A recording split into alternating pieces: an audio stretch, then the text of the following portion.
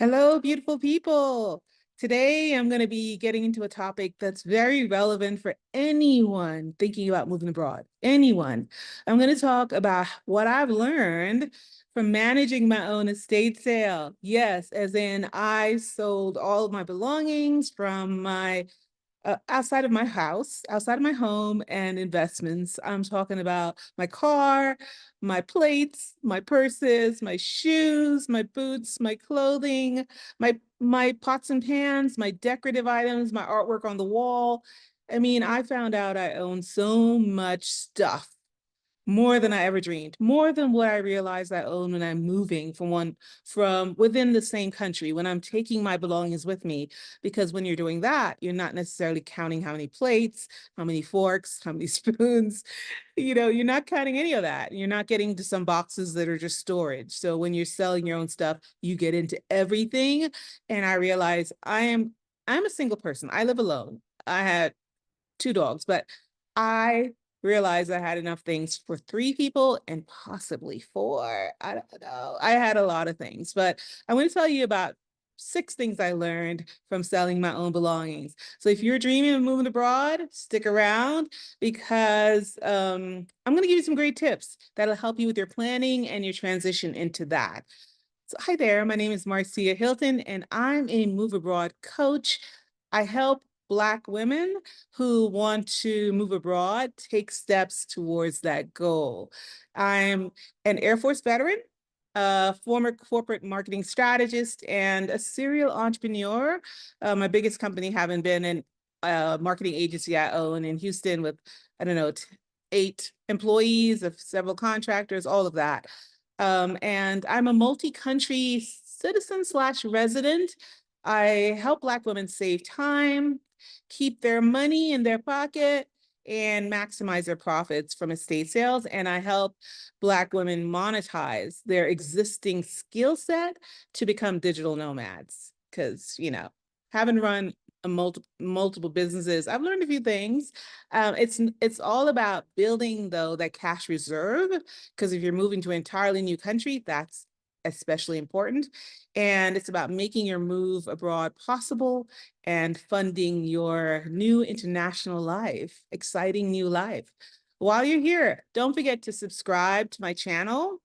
You just gotta hit subscribe.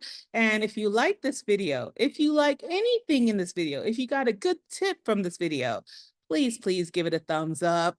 And it's also a great way to let YouTube know that they should show you similar content. This is the kind of stuff you want to know about, moving abroad, things to help you through the process, all the good things. And if you have questions from this video or other questions about moving abroad or the topics I told you I discussed, and there's more, just hit the notification bell, the little bell icon. So whenever I go live, you can come on, join the community and ask your questions. You can get them answered, right? So check it out. Go subscribe, go hit like if you really love this, and hit notification bell.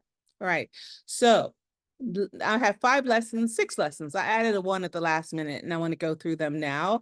I do have limited time, so I'm sorry if I talk a little fast, but I think there's a way for you to slow down the videos on YouTube. Now, the first one I learned was, and it worked out well for me, is don't hire an estate sale company unless you absolutely need to. And if you do so, make sure you do thorough research. Now, hiring a company to manage the sales of my items, it depends on what you have, how much your things are valued, how much you pay for your stuff anyway, and the quantity of things you have, and also your own energy and time. In my case, I looked into hiring a company because I have autoimmune illnesses, and sometimes I don't have the level of energy I have today. As a matter of fact, it took me a couple of weeks to get to this video because I just wasn't having the energy I needed. And today I was like, oh, I have a little energy. Let me get this done. So here I am helping you with that. But I tried to hire an estate sale company because I know I can't rely on myself to always have energy and feel well. That was my primary reason. Also, because I have things that I really spent good money on my things and I wanted to make sure I could get the most out of it. And I'm actually in my house. You can see it's an empty house. All my things are gone, but my house is on the market.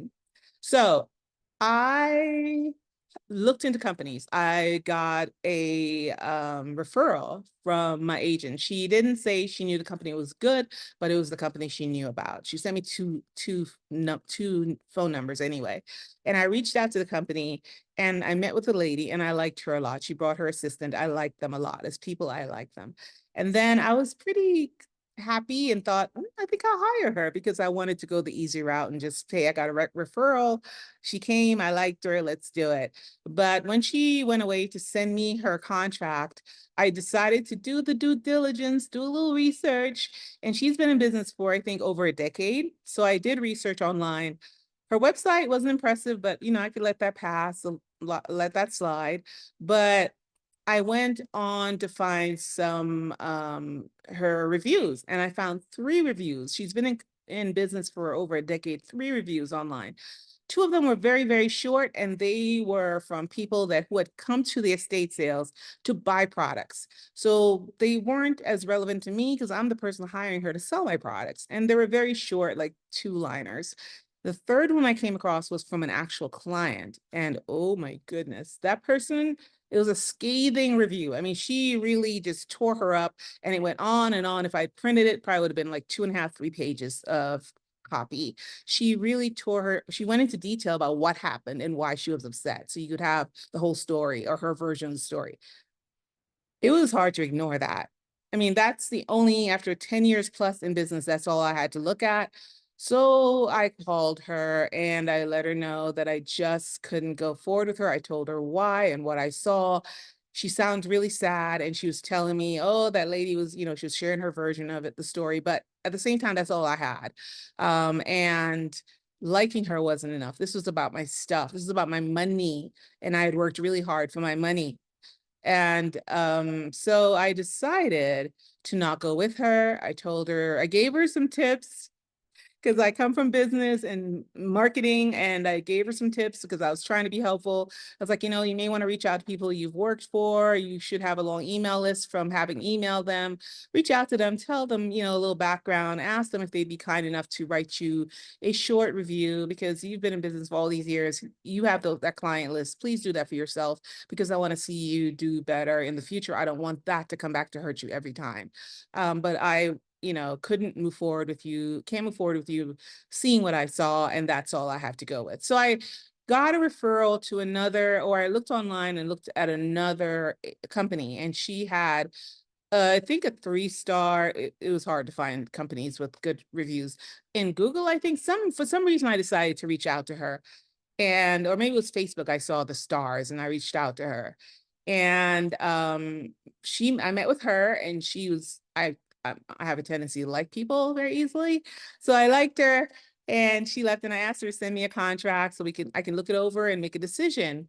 She sent me a contract, but it was like she just threw some words together on a Word document. There was no logo, there was nothing, and that's fine. I could have let that slide, like the words were there, but it didn't tell me enough. And I also decided to do a little more in-depth research. I looked on Facebook where I'd seen the stars, read through the reviews, and she had 62 or so reviews. Every review was from someone who came to the sale to buy the products. And all they kept saying is how cheap the products were, how affordable how they go to all her sales because they can always get things for, sorry, I got a little pop up here, for a very low price. And that scared the heck out of me. I was like, no way am I going to, I can't do that. I can't do that. That is not the way. Like just selling all my stuff cheap. I understand I'm not going to get like, a new the amount of money I would get for something if it's new, but at the same time, yeah, that's not going to work for me. So let me see what else was there. So I let her know that as well. I reached out to another gentleman that someone referred me to, and I looked in another town that was a little further away, and I found him. Great reviews, even from clients. But he says he does like the multi-million-dollar contracts. So I was like, I'm not that, right? My house is right now on the market for around 600,000, and it's still been here 4 months, but it's priced right. It's just the market. And then I wasn't looking for him to sell my house anyway. My belongings didn't cost that much, but he needed that kind of sale. And I wasn't that person. So it wasn't going to work. So I decided after all that effort and time to just go ahead and do it myself. Like I can do this. I just gotta pace myself because I know my energy level. I just gotta I just gotta do it just one step at a time. So from being, doing project management and marketing and in business ownership, I went back to those skills. And I have a handyman who works with me when needed. So I had him come and I scheduled for him to come once a week to help me. But I scheduled out the entire thing. Like, I'm going to do this over, in my case, I'm going to do this over. Well, first I went through and categorized my items. And then I decided that I would, just sort of do this over several weeks. So one of the lessons I learned was, as I was doing this, was to price my items fairly. Now, yes, I was very disappointed when I went to look for pricing because and tried to do comparative pricing because everything was selling for much lower than it started out. But I had to decide if, sorry guys, I had to decide if I don't know if you could hear that reminder pop up. I had to decide if I wanted to move abroad enough to keep this going, or if I want to put all this stuff in storage and just lose money over time paying for storage and then coming back like a lot of people do and deciding I don't really want the stuff anyway. I didn't want to do that. So I was like, I made my decision. I'm committed to my decision. I am going to move forward. Let's get this done. So I started getting on the different platforms and looking at pricing and comparing prices. One of my first stops was always to take a picture of an item. By the way, I only did this with items that were high priced or items that were larger. It just depended on the item. So I took pictures of the item. I uploaded to, I'm drawing a blank right now what it's called. Google, are you guys familiar with Google imagery? The Google, let me see if I can do this for you really quickly. I'm drawing a blank here. Google Lens, I think it's called. I didn't. Google Lens, I think. I pulled it up, took a picture, went to Google Lens. It became really fast for me to do that after a while. And it pulls up others that are similar. Sometimes there are things that were rare. I found out I had some things that were antiques that someone gave me 2 decades ago and I kept. I didn't know. But I did that. And I would find pricing, and then I would decide, is my stuff old, is in worn out or whatever, or is it in good condition? And I would price it, whatever range I found, I would price mine either in the middle or higher because I live alone and a lot of my things just stayed in exquisite, in top condition. And it it would all look new. So I just priced it from mid-range and higher within the range of what I saw. And oftentimes the range was not as high as I would have liked it to be. So I did that. With my car was the first thing I did. And I got pricing from Kelly Blue Book, my dealership, and CarMax. And CarMax offered me the most because my car was in excellent condition. It was 4, 6, wait, it was a 7-year-old car and it had 17,000 miles. It was a Mercedes-Benz convertible. It was 17,000 miles. It stayed in the garage a lot. I did all the maintenance. It was in excellent shape. It looked really new and clean. So CarMax gave me the best deal. They offered 4,000 more than Mercedes-Benz did. So I went with them. So that went fast. And then I've been relying on Uber since, but I don't go out that much. So, you know. And so I went on to my belongings, which was a lot. I decided to price the items using the different tips I gave you, but there are more tips I can give you. But by the way, I have this download called Organize and Sell, which is just about this, about pricing your items, organizing your items, selling your items, maximizing your profit, just doing the best to manage this yourself and make the most money and keep money in your pocket. That's available on my website, but I will also be sure to include a link in the video description so you can go through this process on your own. It walks you through. I even give you templates that I use for organizing and instructions about how to use them because it takes a little time. And for some people, I'm semi-retired, so I don't really do a lot sometimes. But I also don't have a lot of energy. So for me, even though there's time, there's no energy. So it'll work for you, even if you're working full time or have a lot going on, because I had really limited energy, meaning really limited time in my case, and I still got it done. All right. So I learned to, one, not hire an estate sale company unless you find one that's really impressive. Number two, price your items fairly. And like I said, in the Organize and Sale toolkit, I provide much more information about that. and I priced the toolkit at a very fair price. So number three is promote your number 3 of 6 is promote your upcoming sales and build an email list starting with day one. So here's what I did, what I learned, what I did. I started with, I don't know if you guys have you are on the nextdoor.com app, but I started there. They have their own rules about how you can go about doing that, so make sure you read through it. I started listing my items. I provided full descriptions, and in the Organize and Sale Toolkit, I actually provide you templates on all that so you can do it the right way. And I went into Facebook Marketplace. I followed their format. I provide templates on that too to make sure you're covered. And then I also went to Facebook groups that were local. They all have their own rules, but just make sure you read through it. And I went from there. Facebook was like crazy amounts of responses, but it wasn't as filtered as the other places, meaning you got people who were trying to get your things for $1 and people were willing to pay the price you listed. It's all over the place. So I usually responded, and you got to respond to a lot of people. So I didn't use them as much until I wasn't selling something, and then I pushed it off Facebook, but I kept it listed there. I listed the items there because those people, some of them will show up at your estate sale. You want to call it a garage sale, yard sale. Estate sale gives more of the impression of they're not expecting to pay $1 for something that's $1,000. Okay, so you can say garage sale because people are going to be coming there expecting $1 and $2 items. All right, so I decided to use those platforms, and there are others. I'm not going to go into the whole sorting through your items, but I do provide that in the Organize and Sell Toolkit, so you can check that out. All right. So the third thing was promote your upcoming sales and build an email list. Oh, build an email list. The first sale I had, no, when I was on nextdoor.com, I would put in my description, if you would like to keep updated, I'll be doing this over the next several weekends, and here are the kinds of things you can expect to come in the future weekends, like by categories. And I would give tips of the kind of things I had, like the really appealing and attractive items, the popular items. And then I would say, if you want to be on that mailing list, so you know when things are being sold, make sure you send me a DM with your email address. And people, that was the easiest way to start my email list. And I would start creating that list so I could send the email as a group.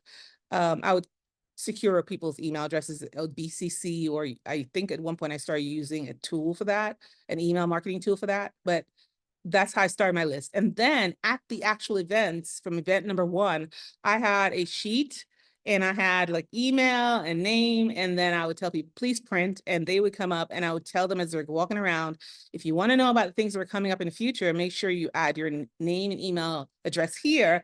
And every week, a couple of days before the sale, you'll get dibs. You'll know first, you'll get notifications first about what's coming up, and then you see the pictures, you'll see videos. When I've set up for that weekend, you'll see all that in advance. And what happened as a result of that was people were outside my garage door waiting, like, especially when there were popular items. They're parked out there. Some came really early and parked and waited to come in, and they would come in. And after a while, they learned to come in really quickly and move towards what they wanted because other people are going to want it. And then I allowed them to take things and put in corners, like shopping cart corners, I guess, and just go with, these are mine. And at some point I had to start saying, yes, those are hers, those are hers.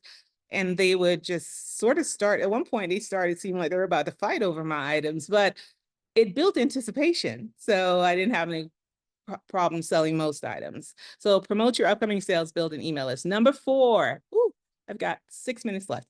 Number 4, organize your sales by categories and take lots of photos and videos. I did that. Now, a handyman, once I had organized my schedule and the weekends and categorized, I did like furniture, which was my last weekend. I did, kitchenware. I did clothing, women's clothing, and the sizes and all that, and then shoes sizes and all that. I did all that by weekend. So I did like clothing and women's closet items in one weekend. I did kitchenware in another weekend. I did personal items, like, I had a lot of lotions and things, whatever, those items, brand new items, just anything like that. So organize your items into category. And then when we set up in the garage, my handyman would come help me because I didn't have the energy a lot of times. We spent an hour, 2 hours moving things, organizing things, putting them on the shelves. It looked like a little store when you walked in. I would go around when he left and took pictures of the items that were more popular or items I wanted to sell more. And then I would get warm and my glasses start to see that. fogging up. I'm just so hot. Just kidding. All right. So I would just go around, do videos after, just walk around and sort of do a quick description, like, oh, over here we have some wonderful ladies' shoes and all that. And then the other things I would do is just take pictures of individual, not every single thing, but just groupings of things or individual items that I thought would be popular. Like, I don't know, I had a gamer, I can't remember all the things. I had too many things, but basically I just did that. I uploaded that to Google Drive, which I gave access to with a link to anyone who was on my email list. And there were a pictures folder, there was a video, pictures and videos folder, there was a list folder that told them each individual item, the bigger items, the big ticket items, not every little thing. And they could see and get excited about, oh my God, she has, you know, a iRobot, one of the newer ones. I want that. She has I don't know how big my TV was. Oh, 75-inch TV. I want that, right? So I did that to build anticipation. Almost had fights happen in my garage over those things. So organize, so make sure your sales by categories, and then make sure you take lots of pictures and videos. So that number one was, don't hire an estate sale company unless absolutely necessary, and make sure you do your research. Number two is price your items fairly, do the research around that. But you won't always get the price you hope for. Be willing to move forward with that. Number three was promote your upcoming sales and build an email list starting from day one. And number four was to organize your sales by categories, take photos, videos, etc. Number five is get a friend to assist you. As I told you, my handyman was helping me. Haven't made any real friends in this town. I'm usually one of my nieces says everybody's your friend. But I moved to this town being really sick with autoimmune symptoms, and it took a while to figure it out. So, and then there's COVID. So I made a couple of neighbor friends. That's about it. But my handyman, I could rely on him to show up and do it. And he knew what he was getting and not getting because he works for me. So there we go. Get someone to help you if you can, though. You decide how you'll compensate them. Could be that they get to pick the nicest purse they like, just a really nice, expensive purse or something. You decide, whatever works for you and your friend. Get someone to help you. That was number five. Number six is save furniture for last. Like, my house is on the market, but I was going to be living in this house while selling all my things. So I pulled away clothing and things that I know I'll need and keep, even with my relocation. Ooh-wee. And then I need my bed, I need my furniture. So I kept that for last. And also those big items, you're going to get either people who have absolutely no interest, or you're going to get people who want to buy. In my case, people are like, oh, I'll buy everything. Like, they were excited, like how much, but depending on the price, some people couldn't afford it. I mean, I bought some pricey pieces of furniture. So I ended up having some people buy some smaller items. And then I had one individual buy quite a few items, like a room full of items, basically, if you counted the items. And then one final family that bought everything else, everything. Like, they just kept adding it up on their sheet of paper because I had the pricing stickers, and they're like, I want the full bedroom set. My wife wants the living room. They were just, we want your desk in your office. That's a nice desk. But they had already come through in the previous sales, and I would give a couple of people who were interested tours of the house so they could see. I wanted them to get excited, and they were, about what was coming in the future because they could see the calendar. They saw what was scheduled, and they were ready to buy those pieces of furniture, and they did. So that was how I manage it. Now my house, I don't have a lot of control over that. Just got to wait. The market slowed down in summertime. I went to Mexico for about 7 weeks, came back, and I'm sitting here. So right now, don't laugh at me, but I have a blow up double height, proud of that, blow up mattress in my bedroom. And I stayed in an Airbnb a few weeks back. And I'm like, I'm not paying a mortgage plus pay for an Airbnb. So I'm here. And I have things I need, everything I need, plus the clothing I'm keeping and all that. So I'm good, but it's not as comfortable as having your own stuff. But those are the 6 things I learned. Well, 6 that I'm sharing with you today. I learned a lot more from having and managing my own estate sale. Yes, estate sale, not garage sale, not yard sale. What are you selling? Like dollar items? No. So that's what I learned. Hope you got something new out of it. Don't forget to subscribe. Don't forget to turn on notifications for when I go live. I'd be happy to answer your questions however I can. And don't forget to subscribe. Oh, hit a thumbs up if you really got something out of this video, really like the video, and also letting YouTube know this is the kind of stuff you want to see more of. Slow down the video if I was talking too fast. I am out of time. I have exactly 1 minute left. You take care. Have a great day. Bye-bye.